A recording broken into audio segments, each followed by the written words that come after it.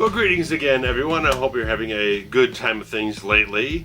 And I figured I'd take this opportunity, since I did the sort of straightforward type of video update last week, I do a full media pickups video this week because I got a whole bunch of stuff I want to get into. I figure, like, might as well kind of trim things down to kind of separate a few videos to kind of make things a little bit more straight and to the point, so you can get like the regular update videos where it kind of be a little bit shorter. Maybe do the media pickup videos as a little bit more expansive, not worry about running long and whatnot, which they usually do. So I figure, nice little experiment here, kind of break things up and see how that goes, where I'm experimenting with a few other things here and there, but we'll get to that kind of more as we go along here. But I got plenty of stuff to get into. I've got CDs, I've got Blu-rays, I've got Laserdiscs. So I'm going to start off on the analog end of things with the Laserdisc pickups I had. And this stuff, first couple ones I got were, I picked them up the same day I posted the Point Break movie review, which was quite a few weeks ago, which I went off to Reckless Records in Chicago off of Milwaukee Avenue, which was a place I had been to roughly somewhere last year or whatnot. And I decided to go out there because I just wanted to go hunt for things in general. I knew they had a bunch of stuff listed on their website to order from there, but I just felt like I want to go there and actually see what they have, you know? Because they might only have a certain selection online, a certain selection in stores, so I figure, why the hell not bust my way through Saturday afternoon traffic getting into the city, which was a pain in the fucking ass. We'll never do it again. Luckily, they're open to about 10 o'clock at night, so probably next time I'll probably go like 8 p.m. or something where there's a little lighter traffic going on. But because I posted on the same day I did, went there on the same day I posted the Point Break review, found the Point Break soundtrack at Reckless Records. So, grabbed the CD. I knew I had to get it, and I figure, if I'm going to get anything, it's going to be this. So, that was nice to kind of get a couple of the tracks that are not terribly easily available. But get into the Laserdiscs here, because I went there and it's like I didn't find anything that I was too fantastically excited about, but I saw some stuff that was fairly interesting to me, because the first one I got was Peter Hyams' 2010 The Year We Made Contacts Deluxe Letterbox Edition there, with Dolby Digital sound and everything. So, the packaging, this sleeve looks absolutely fantastic. There's not a lot of marks on this thing. It looks nice and slick. Once I flipped through and I saw it, just like, that looks in such fantastic condition, and the disc also looks the same. And like Peter Hyams, I haven't seen this film in a long time, but I remember really kind of liking it, having more of a liking to it, far more than the Kubrick film. Just 2000 was just not my taste in films. I saw that a long time ago, and just like, this is not my thing. This doesn't get me anywhere. This one, you got Roy Scheider, you got John Lithgow, you got a couple of people in here and some good effects. Always with Peter Hyams' fantastic cinematography, so you got some good stuff in here, and I'll look forward to checking this out again someday soon.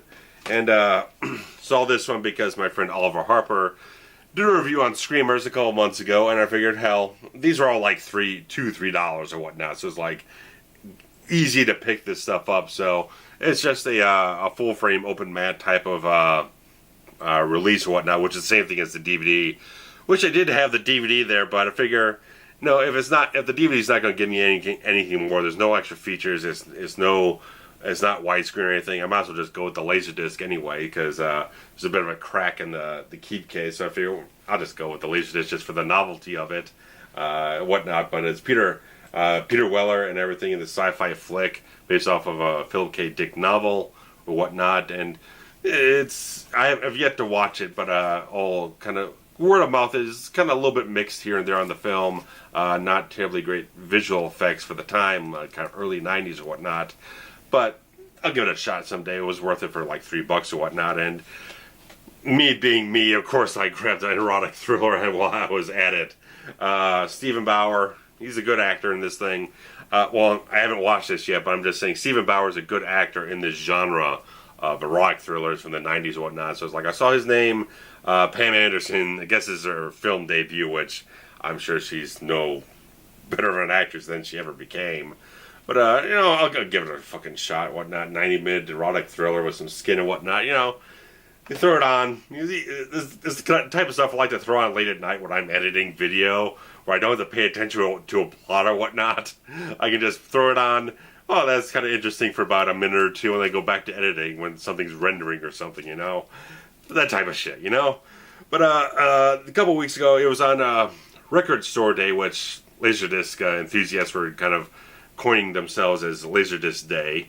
I went off after work to Half Price Books next door, and I decided to kind of pick through their collection for like the 6th time or whatnot. It's been dwindling for months.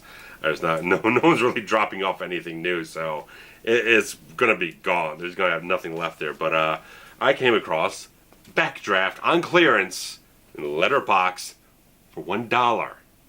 And I haven't, again, film I've yet to see, but I got to think about Ron Howard because there's some news about him directing another film and whatnot. And I checked out the trailer for this, and it's like, that looks cool. The cast with Kurt Russell, William Baldwin, Scott Glenn, Jennifer Jason Leigh, Rebecca De Mornay, Donald Sutherland, and Bobby De Niro and everything. I mean, that's a hell of a solid cast. I remember this film getting a lot of praise back in the day, at least a lot of press or whatnot from being such a star-studded cast and everything. So it's also written by Gregory Wyden, who gave us Highlander.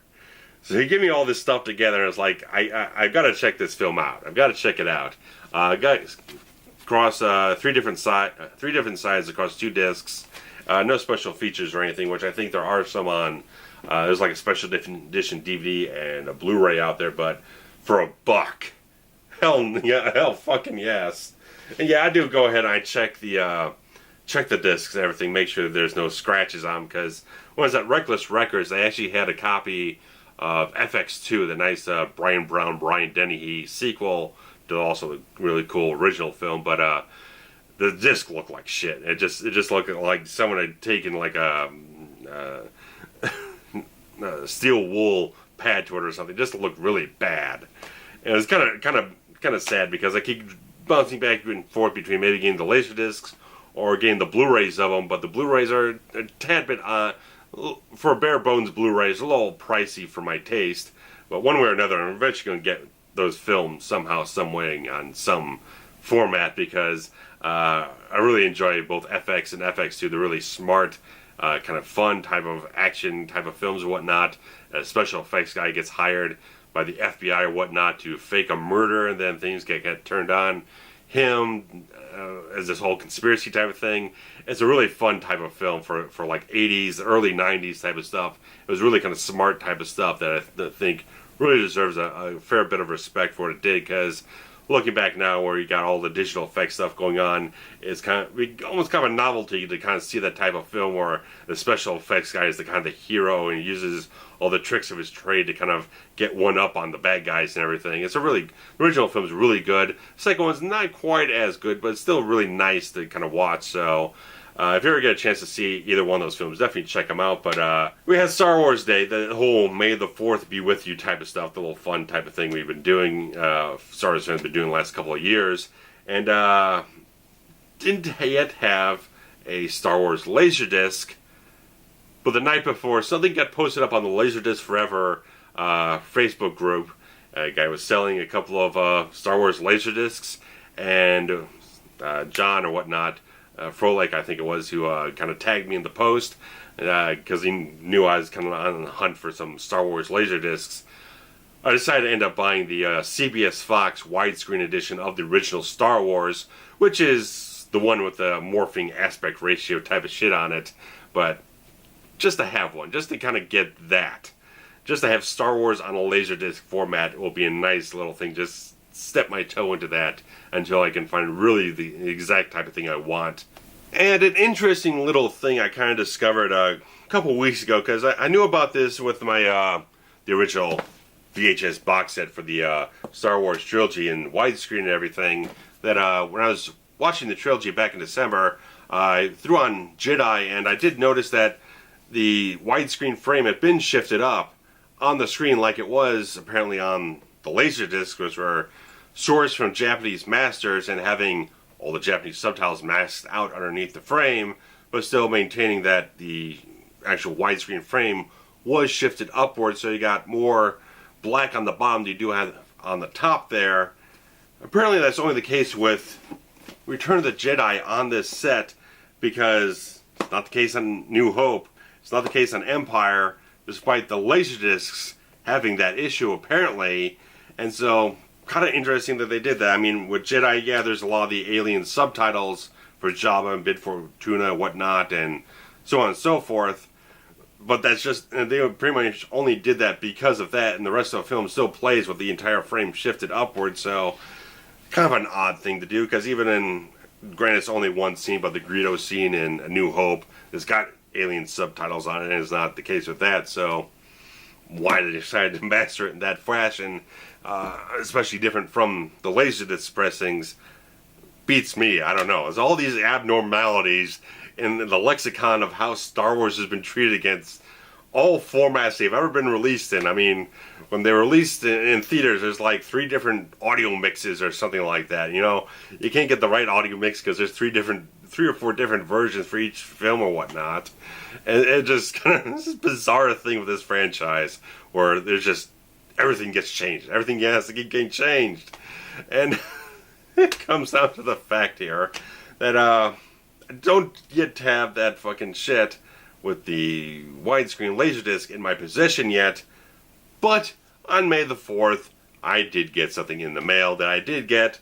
I did win an auction on shopgoodwill.com, which, after I actually got the winning bid, I was kind of like, well, it is Goodwill. I don't know how good a quality I'm actually paying for this, but I ended up getting the Star Wars Trilogy Original Soundtrack Anthology, a 4-disc set before the special editions were made. So this includes some tracks not on the special edition soundtracks, stuff that was obviously removed in Jedi, like the Ewok Celebration song, a couple of things here and there. It's got that kind of different type of version of Lofty Neck from Return of the Jedi, and generally the mixes and the mastering on this is very much different. Different not in a bad way, in terms of the special editions were mastered and mixed in a much different fashion with some different sensibilities and some other things. I'll have a link below to a very interesting long form PDF document from MaloneDigital.com, I believe it is, that detailed everything with all the different soundtrack releases up until 2012. It was very interesting reading the part about the special edition soundtracks, in that there are a lot of detrimental and inconsistent things that were done with those masters. The versions heard on this are supposedly a little bit closer to the originals. They don't have any real noise reduction. They're very minimal equalizing type of stuff. It's a little bit more fuller, a little bit more organic, a little bit more dynamic range in a certain way. It just feels a little bit just more natural. It just feels more organic in a certain way to me.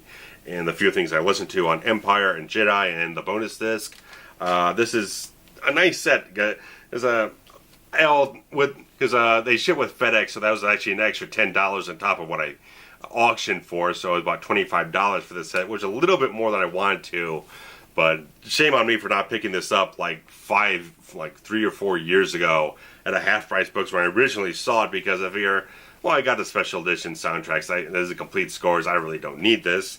But after reading a little bit, I learned more and figured I felt like I really wanted to get this. And I don't even know if this is even going to show up too well on camera, but it's like black logos on a black background. It's just slightly off. It's like it's like Archer. One's black, one's a slightly darker black. Slightly darker black. Tactical turtleneck and everything, but you got one disc a piece, so they're not complete soundtracks like they were in '97 or whatnot, but they've got a lot of the best cues from each film on individual disc, and then there's some alternate takes and some other pieces of score from the various films on here, and just general stuff that hadn't been released before and doesn't, like I said, is not included on those later versions. So I was listening to some of the cues, especially on Jedi, which apparently, again, with this guy's article, really examining, he's an actual professional audio engineer, so he knows what he's talking about. Apparently, Jedi had the most tampering with in terms of dynamic range and noise reduction and taking out a lot of the frequencies and all this stuff. It's very technical, but if you really want to read it, link will be in the description below. But I really enjoyed this, and they got some nice Ralph McQuarrie artwork on the discs themselves, so that's really kind of cool stuff in general.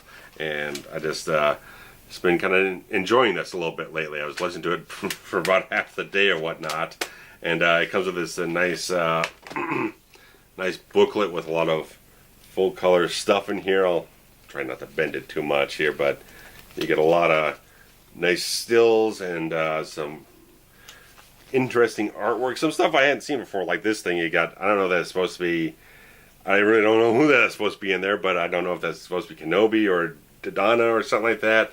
But there's some just interesting stuff, and apparently they go track by track with notes about each track in this set. So it's like, I really got to read this fucking thing. I've got to. I mean, this is really cool, and some other nice artwork. Same stuff that's on the back of it, on the back of the actual set here. So, I mean, this is a really nice set that is kind of needed for completists. I mean, you don't have to rush out and try to hunt one down these if you really want to get Star Trek, Star Wars soundtracks. Sorry, but it's nice. You're really gung ho about Star Wars. You really love the music. These might give you a little bit of a different flavor in terms of the quality of the sound and audio, whatnot. Because I did feel like there were some things that just felt a little bit just. Again, there's a little bit more highs, a little bit more lows, a little bit, just felt like a fuller type of experience. It just felt like it should. So I don't know how else to explain it, but it just felt and sounded really nicely too. It's like the box is a little bit beat up, but all the discs, as soon as I got them, I looked at all the discs, not a scratch to be found. So fantastic. So all my things were laid to rest there, but Blu-ray time. So HD. And, of course, I just had to do something really silly here, because I own so many copies of Terminator 2. Why did I buy another version? But this was released about the time Genesis was coming out, about 2 years ago.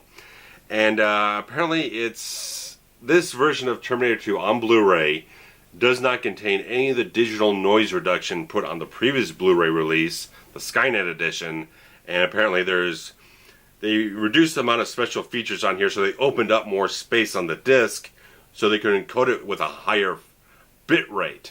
So technically this is kind of I wouldn't call it a remaster, but kind of an improved, enhanced edition of the film in a certain way. But with it being shot on Super 35, then matted down and blown up to a CinemaScope type of presentation, you don't get as much fine detail as you'd really like from most Blu-rays or whatnot. There's a lot of just, it looks nice, but it doesn't really blow your mind or whatnot. But it's like, it was kind of nice to kind of just grab this just for the fuck of it. And in the least of things, because you know, anyone that has a Skynet edition knows it takes like 10 minutes to load that fucking disc. You got menus and trailers and all this other nonsense loading up. This thing loads up in like a minute and a half or something. You can get into the film very quickly. And it's got the special edition and theatrical cut on here, so you can usually find this for like $5 or something like that, $5 to $10 tops. Easy to find. And so now it's like I've got two versions of it on Blu-ray, two versions of it on DVD, and then I've got the Laserdisc. So it's like Terminator 2. I can't stop buying this movie, and now they're going to do a 3D version, remastered in 4K. So it's like, okay, I'm not going to watch it in 3D, but if you got a better transfer for me, I'll check it out. I'll check it out.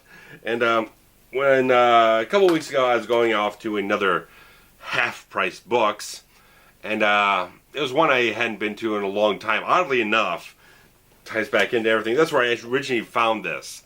That's originally where I originally saw this set, and it was that half-price books right outside of Chicago. And I was looking for Laserdiscs, and they didn't have any, which was kind of a bummer, but I decided to grab some Blu-rays instead, so going for analog, I'll get HD, so there you go. But this was like $6. I had to get Hunt for Red October, another film I've got on like 3 different formats now. I got a DVD, I've got a Laserdisc, THX certified, now I got a Blu-ray. Because I figured, why the hell not? I love this film. absolutely love Hunt for Red October. It's gonna keep creeping up the list of my favorites of all time because I just thoroughly enjoy this film so much. It's just such a good film, and on top of that, because I'm a bit Bond crazy a little bit. I got a bit of a Bond, James Bond kind of urge to watch a lot of Bond films, and I didn't have enough. So I had to go hunting, and I got The Spy Who Loved Me, which was definitely one I was looking for. Little Roger Moore, pretty much the peak of the Roger Moore era and everything. I also have For Your Eyes Only, and that's pretty much it from Mr. Roger Moore. I think I still have A View to a Kill on DVD somewhere. It might be buried somewhere else, but had to get a little bit of Sean Connery. Or I have some Sean Connery in Hunt for Red October, but you need him as 007 as well. And this has got probably his three best films: Dr. No, From Russia with Love, and Goldfinger. So this was about $14, $15. The other two were about $5-6. So about $30. Got out with about 5 different films. So that's a pretty good thing. I mean, you get off with about $6 a film or something like that. That ain't bad. That ain't a bad thing. And pretty much the last thing I got here is that eventually, whenever Steve's schedule lightens up at work and everything, and he's not doing 12-hour days and taking on extra responsibilities, we will eventually take care of the Lethal Weapon films along with Friday the 13th. But I only had the director's cuts of the first 3 films, and I figure the theatrical cuts are far more widely owned or whatnot. So if you do the commentary, it'll definitely be on the theatrical cuts, and I'll certainly comment on the director's cut, at least for the first film, and move on from there. But I got this at a fucking steal because I had this at Target. The week I bought, they had a 20% off coupon for movies, just anything, just 20% off right off the bat, and I had a $5 coupon, so I got this for about $8. That's a killer bargain. That's $8 for this. Is a killer bargain. I wish I could have gotten the one with the extra bonus disc on it, but that usually runs about $30 to $40 to $50. I don't know why. Probably because it might be a little bit out of print or whatnot. I don't know, but this has the 4 films, and it's got some Donner commentaries, which I heard were not the highest quality stuff, but might delve into those a little bit. But I have some deleted scenes, of featurette trailers, a little bit more than the DVDs I have. So, which again are just the director's cuts in name only, because Richard Donner did not approve those cuts. His preferred versions of the film are the theatrical. So those were technically extended cuts of the film. They were just put together just to sell more copies of the films. Well, at least for the first film, I do like some of the additional scenes, but I'll save that for the commentary. But it's just nice to have Lethal Weapon as a nice solid 4-pack of films, and so we'll dig into that in HD goodness in due time. Until then, Trent is definitely game for more Seagal commentaries. Hopefully you guys are well. We did Above the Law, which we were just so enthusiastic about. We just, one, because the film was shot in Chicago, we were just pointing out shooting locations all over the place. At least Trent was. He was grabbing stuff from all over the place, Wicker Park, and just noting all of these different things, which are just a fantastic little thing to have him, because he knows the city so well. Born and raised there. I'm more of a suburban guy, so he knows more of it than I do, but just enjoying that and getting all that into it, and just talking about the film so much that I hadn't seen in quite some time. It was a nice experience. We had a really fun time, and he really wants to do another one soon, so hopefully that'll work out. So we'll probably do like this stuff up through maybe Under Siege or whatnot, and that'll be pretty much that'll pretty much be the full series of Seagal films we'll cover, and from there on we'll see where things go. But I think this is probably like months down the line or whatnot, but I was also thinking once we get through Seagal, could tackle the Rocky films, because he's a big Rocky fan enough, as much as I am. So it's like, I got the Blu-ray set. We thoroughly enjoyed just sitting down and chatting Rocky movies and everything. So that could happen at the latter end of the year or whatnot. But right now, things are pretty okay, and that's pretty much all I got for you at this time. So there is a review of Mortal Kombat coming your way soon, and I'll be producing my review of Michael Mann's 1986 film, Manhunter. So guys, I'll be back with you as soon as possible. And hopefully you'll enjoy things as much as I am producing this content.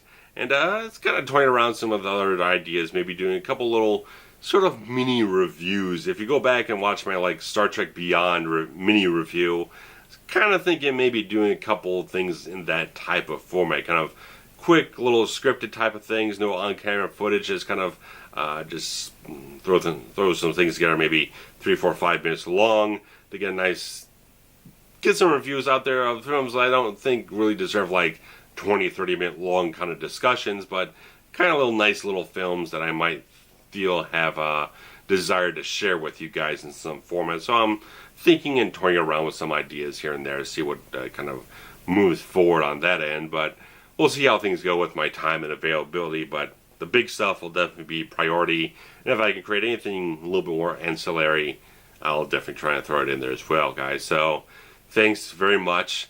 If you guys want to post comments about any of these film titles or any of these soundtracks or whatnot I've got here, I'd definitely like to hear what you guys have to say about all this rambling nonsense. But that's some cool stuff, I think. It's kind of nice. So got a nice beefy type of stuff for the last like month and a half. So thanks guys for watching. Take care. Bye bye.